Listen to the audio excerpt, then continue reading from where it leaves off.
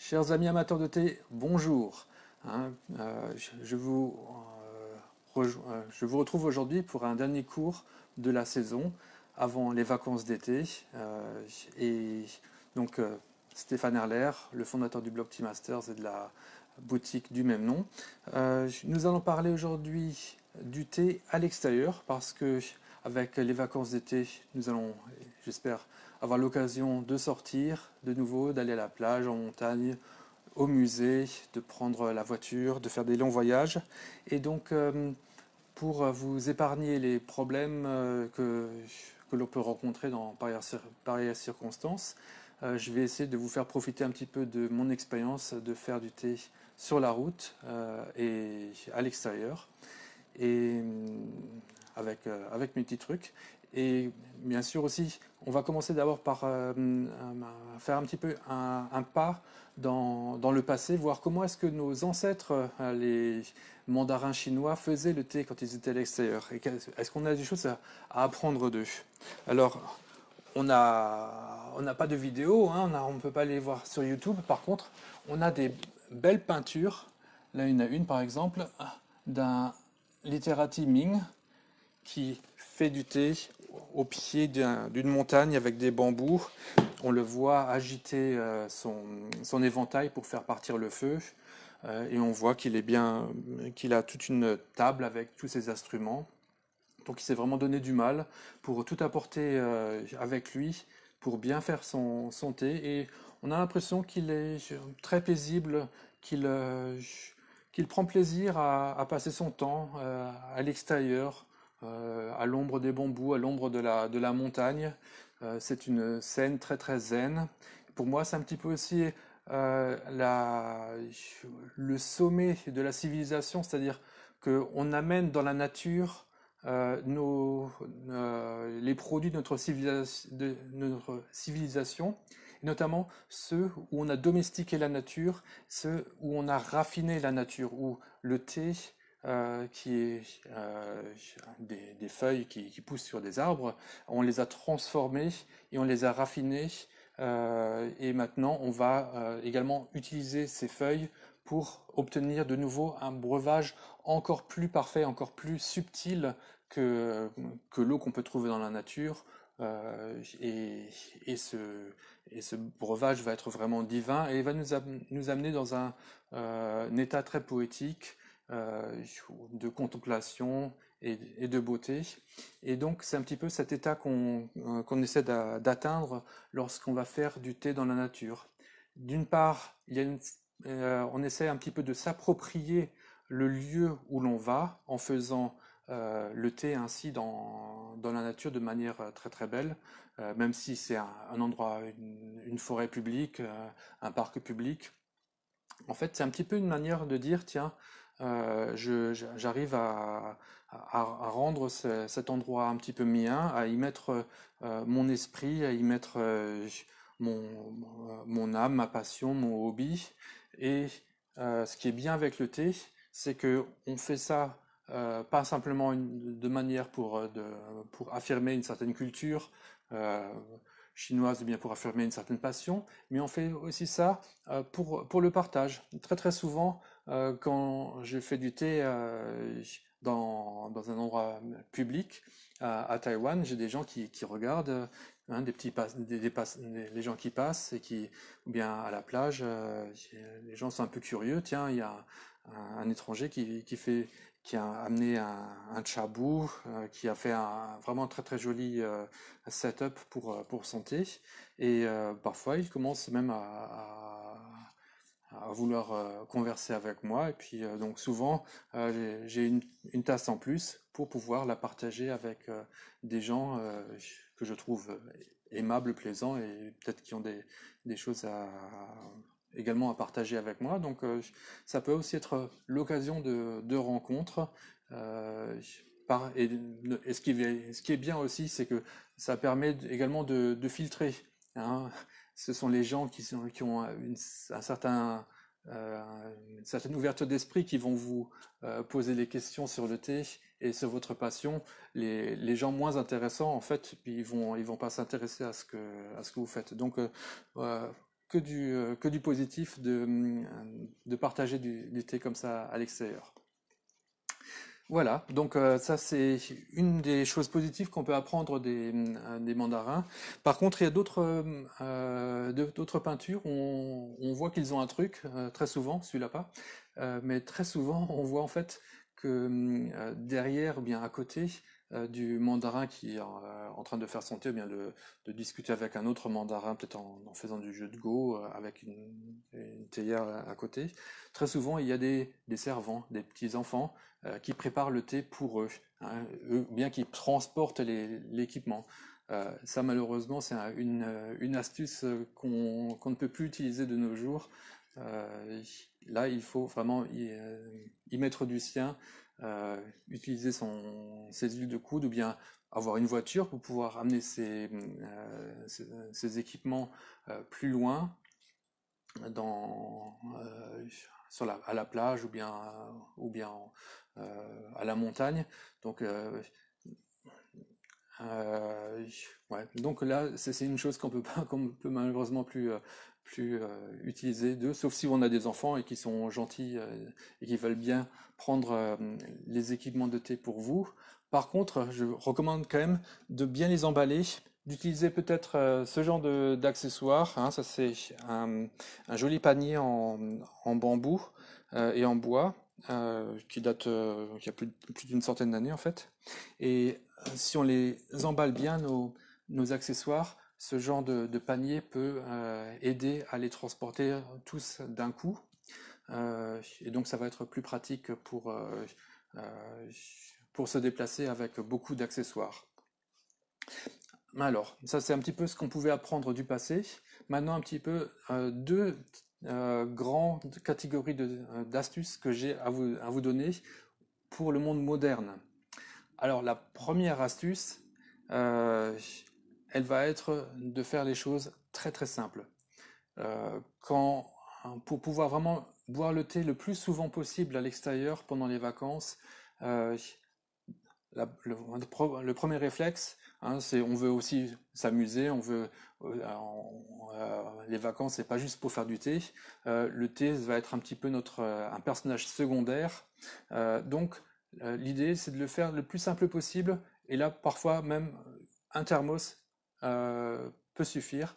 Avoir toujours quelques feuilles qui infusent dans le thermos. Et donc ça nous permet d'amener son thé où qu'on aille, dans la voiture, dans l'avion, vous pouvez toujours avoir un thermos avec vous. Bon, dans l'avion, faut le remplir après avoir passé le checkpoint de sécurité. Mais sinon, donc moi j'ai même bu du thé monté à moi dans l'avion grâce à un thermos. Et c'est vraiment une expérience superbe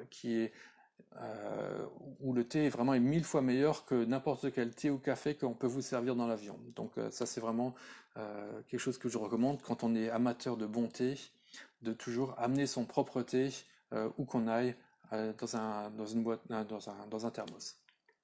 Donc ça c'est vraiment simplifier la chose pour avoir l'occasion de boire le thé dans les endroits les plus improbables, dans des musées, devant un tableau, enfin vraiment partout, partout, hein, à la plage, à la montagne, en randonnée. Amener un thermos, c'est pas trop compliqué, c'est un petit peu lourd parce que c'est de l'eau, mais de toute façon, il, il faut bien boire et à la place de l'eau, on a du thé, donc en fait, c'est pas vraiment si lourd que ça. Mon deuxième conseil, ça va être le contraire. On oublie le premier conseil et parfois, en fait, faites-le très très compliqué. Au lieu que le thé soit le personnage secondaire, faites-en votre activité numéro un dans un endroit que vous aimez à l'extérieur. Donc, hein, ça peut être le jardin. Au départ, le jardin, c'est peut-être un peu plus simple parce que ce n'est pas si loin que ça. Si on a oublié quelque chose, on peut vite aller le rechercher dans la maison. Alors que si vous allez sur la plage et que vous avez tous vos instruments sauf le Gaiwan, ah, et ben là, vous êtes perdu, vous avez l'air bête parce que un seul instrument, parfois il manque un seul instrument et puis tout est foutu, quoi. Mais, mais donc, l'autre idée, c'est de vraiment faire une activité principale, de manière à ce que vous ayez vraiment un souvenir impérissable. Parce que souvent, plus on met d'efforts dans une activité, plus quand à la fin elle réussit, on a de la satisfaction.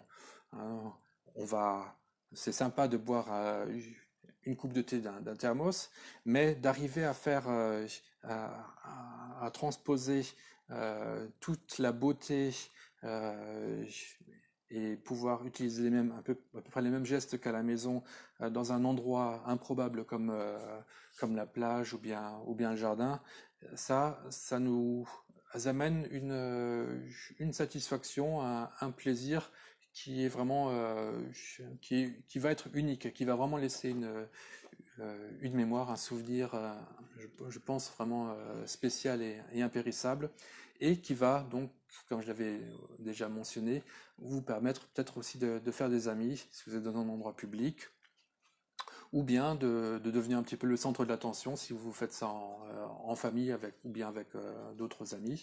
Et ça peut être un moment très convivial de partage. euh, et si le thé est bon, il n'y a pas de raison pour que les personnes qui sont avec vous ne l'apprécient pas. Voilà en quelques mots euh, mes conseils principaux. Alors, le plus gros problème, ça sera toujours l'eau chaude. Hein. C'est pour ça que, euh, comme ma façon de faire le thé, c'est d'utiliser de l'eau bouillante. Donc, le gros challenge, surtout pour des houlons qui sont roulés, c'est c'est d'arriver à avoir de l'eau bouillante à côté de vous. Euh, alors, mon truc, dans la plupart du temps, en fait, je n'utilise pas de Nilou avec du charbon de bois.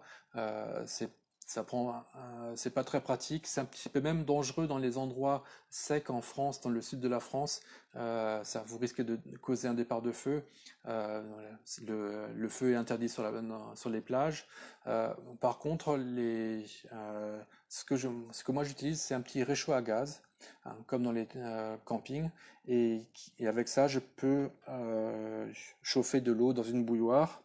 Bon, là, je n'amène pas non plus la bouilloire la plus chère, la plus fragile. J'amène plutôt une bouilloire en fer, stainless steel. Mais euh, ça me permet quand même de faire du du très bon thé de manière assez facile euh, avec une bonbonne de gaz. Euh, il y a une autre petite possibilité, c'est d'amener un second thermos juste avec de l'eau bouillante. Et ça ira à peu près avec avec du thé vert, ou bien avec du baozong, ou bien avec Oriental Beauty, ou bien des thés rouges qui ne sont pas en boule. À partir du moment où c'est en boule, là, il vaut quand même mieux avoir de l'eau qui vient tout juste de bouillir. Mais pour les feuilles torsadées, euh, de l'eau bouillante dans un thermos, ça peut déjà faire l'affaire.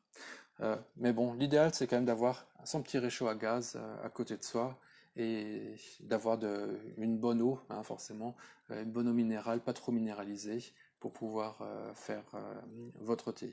Ensuite, amenez plutôt un Gaiwan, comme ça vous permettra d'utiliser différents thés, hein, avec le même accessoire. Vous n'avez pas besoin de changer de théière à chaque fois. Et le Gawan, c'est aussi un petit peu, c'est un peu moins fragile, c'est moins fragile, ou bien en tout cas c'est moins cher qu'une théière dishing à remplacer si jamais elle tombe pendant les manipulations en extérieur. Et mon autre truc, c'est quand vous faites du thé en extérieur, c'est de le faire plus fort que quand vous le feriez à la maison. Parce qu'on a tellement de stimuli, le vent, les odeurs, à l'extérieur, c'est tellement plus puissant que on a un peu de mal à se concentrer sur les arômes du thé. Et donc, si le thé est infusé de manière plus puissante, cela va permettre de jouer un jeu égal avec tous ces autres stimuli. Et donc, essayez aussi d'harmoniser le thé que vous faites avec votre situation. Dans un environnement très très chaud comme à la plage, moi j'aime bien faire un thé de haute montagne parce que ça va être très rafraîchissant et l'énergie de la montagne, je trouve que ça va bien avec l'énergie de la mer. Mais si vous êtes à la montagne, par contre, et qu'il fait très très froid, je recommanderais plutôt un thé qui va vous réchauffer comme un houlon torréfié ou bien un thé rouge très oxydé. Voilà, voilà. Je crois que j'ai à peu près fait le tour de mes trucs et astuces.